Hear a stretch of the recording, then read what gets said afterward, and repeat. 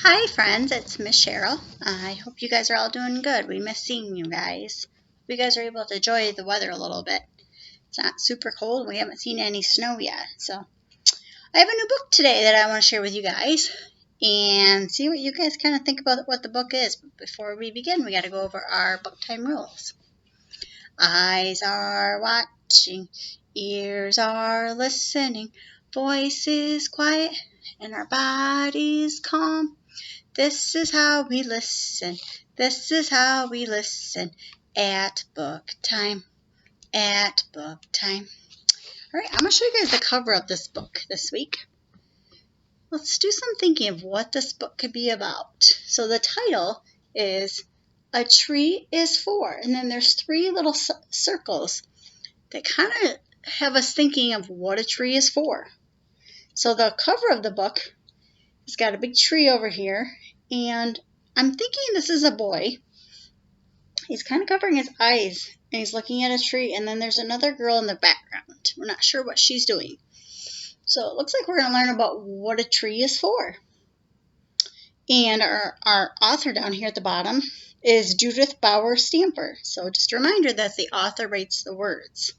So let's see what Miss Judith has to say about what a tree is for. I'm going to open the book. And again, it tells us a tree is for. So this one has a little bit different picture. It has a dog and two boys. And if you guys look really close, they're actually sitting by a fire. They're sitting on a log, and it looks like they're roasting some hot dogs. I thought maybe they'd be roasting marshmallows. That's what I like to roast, is marshmallows. But nope, they're doing some hot dogs. It looks like the doggy is waiting. So a tree is for. What are trees for? So it's already asking us a question. What are trees for? They're for giving us a cool spot to have a picnic. Trees are for shade and much, much more. So it looks like this family or friends that they're having a picnic outside at a picnic table. So a tree is for providing shade when it's hot outside. A tree is for having fun. My swing hangs from a tree in my backyard. When my dad pushes me, I fly high into the sky. So these guys are using a tree to put a swing up and fly high into the sky. We climb up and play in our secret treehouse. A treehouse can be a pirate ship, a clubhouse, or even a spaceship. So these friends, or kids, or siblings, they took their tree and made a treehouse. Looks like they're lowering a bucket of water. Let's see what else a tree is for. Oh, just like our beginning. Our family goes camping in the deep, deep woods. At night, we tell spooky stories around the campfire. So again, they're sitting on the trunk of the tree, so they're using it to sit on. And I think we've seen this before. If we look back, this is actually what the cover is of our book. Trees are great when you're playing hide and seek. Don't peek before you're done counting. So it looks like he's doing the counting, and she's going to go hide. So he's saying, don't peek, and then he's counting. Ooh, a tree is for delicious food. We got apples and oranges, bananas and pears all grow on trees. Have you ever picked a snack off a fruit tree? So this girl looks like she's reaching. And it looks like she's probably reaching for an apple. So she found a Granny Smith or a green apple up on that tree. But she has to reach really high to pick it off. Has anybody else ever picked fruit off a tree, I wonder? When I was little, I was probably about 7 or 8, my grandma used to have an apple tree, and she would let us pick the apples, just like this girl in the book. Maple syrup comes from a tree, too. Just catch the sap in a bucket to make sugar into maple treats. So this little boy, he's probably 3 or 4. He's watching the maple come from the tree or the sap and go right into the bucket, and then they can make some syrup. Oh, look out below! Nuts fall to the ground under hickory, pecan, and walnut trees. Squirrels like nuts too, so hurry to pick the nuts you want. So here's a picture of some nuts, and the squirrel has one in their mouth. Oh, did you know that chocolate comes from a tree? Chocolate comes from a tree. I know I like chocolate. The beans of the cacao tree are used to make frosting for the delicious cupcake. So on some trees there's some beans, and then that is what makes chocolate. So next time you're eating chocolate, you can surprise your parents and say, did you know that chocolate comes from trees? See if they know that. Ooh, a tree is for building houses. All over the world, people live in houses made from trees. This house is in Peru, sits on a riverbank. So this tree right, or this house is down in Peru, which is another country, and it's up on stilts, and it lives on the river. This house is in Kenya, which is over in Africa. Built this rock house out of sticks. Its thatched roof looks like a hat. So that's the roof, and it's made from sticks. This houseboat is made out of bamboo. It floats through the backwaters of southern India. This cabin is made from logs cut from big branches and small tree trunks. Long ago, many Americans grew up in log cabins, including Abraham Lincoln. So these guys had to take the logs from the tree, and that's called a log cabin. That's how they built their house. It's pretty cool.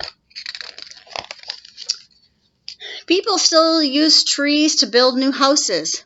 At a lumber mill, people cut tree logs and wooden boards of different lengths and widths. So look how cool that machine is. That's his job, is to cut wood to make some trees, or cut logs from trees to make houses. Carpenters nail the boards together to put out the house frame. Next, they add a roof and walls. So what would happen if you didn't have a roof or walls? I'm thinking if I didn't have my roof on my house, it would get really cold in here, and when it would rain or snow, I would get all wet. And then the walls actually keep the house up. They finish off the house with wooden floors and wooden doors. Ooh, floors and doors. Those two words rhyme. They sound the same at the end. When the house is done, a family moves into their new home. So this family, they just got a new house, or maybe they built it themselves and they're moving in with boxes. A tree is for making all kinds of things. This guitar is made from a soft wood. It vibrates with music that makes you tap your feet. So it looks like these guys are learning. One of them is maybe the teacher and she's the student. They're learning. He's teaching her how to play the guitar. Wonder if anybody knows anybody who plays a guitar. I don't play the guitar, and I don't know anybody who does. This baseball bat is made from a hard wood that's so strong it can hit a home run. So this bat comes from a tree. It looks like she's playing baseball. I like to watch baseball. Wooden canoes are lightweight and easy to paddle. So this canoe was built from a tree. Ooh, here's another question, because look at the end here. There's a question mark. The author's going to ask us a question. Did you know that rubber comes from trees? The tires on this bike came from the sap of a rubber tree. So it looks like this little boy's riding his bicycle, and he's got 2 circle tires, so he's riding his bike. And if we didn't have trees, then he wouldn't have rubber for his tires.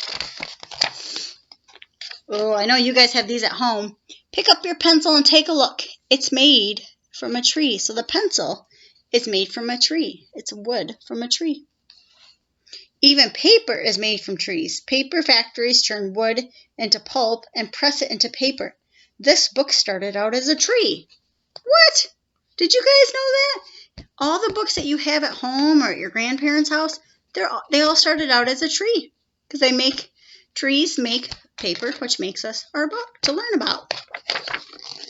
A tree is for making our planet a better place to live in. Trees clean our air when the leaves make food. The leaves take carbon dioxide out of the air and put oxygen back into it. So oxygen is what helps us breathe. Trees help the environment in many more ways. Their big leafy branches keep houses cool on hot days. Their long, strong roots hold soil in place. So this author and illustrator, she showed us a picture of a tree and all the roots underneath it. I'm going to hold this up so you guys can look at it. So the roots hold the soil in place. I know I have a tree out front here that looks kind of like this, but I don't see as many roots. And in the summer when it's really, really hot, I like to sit under the tree so it's a little bit cooler. Best of all, trees make our planet beautiful. What would our world be without trees? So this author leaves us with a question.